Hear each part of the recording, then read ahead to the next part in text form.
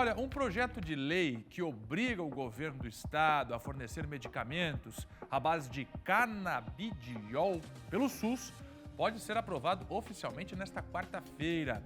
A nossa equipe foi entender melhor o projeto e os benefícios deste medicamento.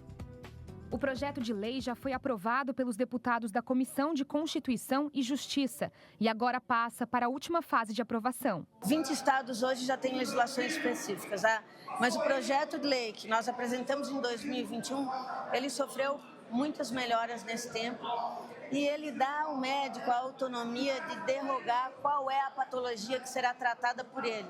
É uma inovação. Nós tivemos vários projetos de lei, unificamos num só, houveram vários pareceres de deputados e, por último, na Comissão de Saúde, o deputado Dr. Vicente Carro Preso fez uma emenda substitutiva global em que, basicamente, ele remete ao médico o poder de decidir que tipo de medicamento, a quantidade de medicamento, conforme a doença, se precisa ou não precisa. Desde a primeira discussão na Câmara, o projeto passou por alterações e definição de critérios médicos e baixa de custos. Hoje em dia, praticamente só medicamento à base de cannabis importado, custo altíssimo.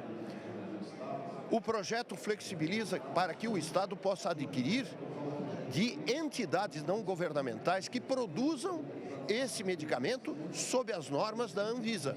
Então, há uma redução muito grande do preço desses medicamentos. Ainda que a discussão esteja avançada, parte da população tem dúvidas quanto ao uso da essência derivada da planta conhecida como maconha.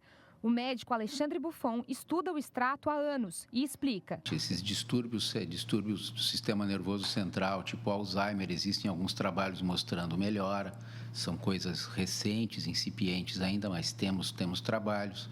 Parkinson, pacientes com TDAH, pacientes com autismo, as crianças e adolescentes com autismo, Down. E como eu falei, qualquer processo inflamatório. Então, veja, todos os processos de trauma, de machucados, enfim, qualquer situação onde o processo inflamatório esteja atuante, os canabinoides podem ser usados como anti-inflamatórios potentes, analgésicos, pode ser usado para melhorar distúrbios do sono. Então, náuseas, para os pacientes oncológicos que estão tomando medicação analgésica ou às vezes até em fase mais adiantada do tumor, quando eles perdem o apetite, eles estão agitados. Então, tem uma aplicabilidade gigantesca nesses pacientes. Luana seria um dos mais de 200 mil pacientes com autismo que poderiam ser beneficiados. Ela utiliza o medicamento há 1 ano. Eu tenho autismo combinado com TDAH e altas habilidades. Eu já tinha tentado fazer algum tratamento para TDAH antes, com Ritalina, é o remédio, a primeira opção que se tem, só que eu não me adaptei porque tem muitos efeitos colaterais, eu me sentia mal, então eu procurei a psiquiatra para tentar uma outra alternativa. E foi apresentado o canabidiol como uma boa alternativa para a gente tentar. E a mudança aconteceu depressa. Ele ajudou bastante a diminuir essa hiperatividade mental, eu voltei a ler depois de muito tempo e ajudou bastante.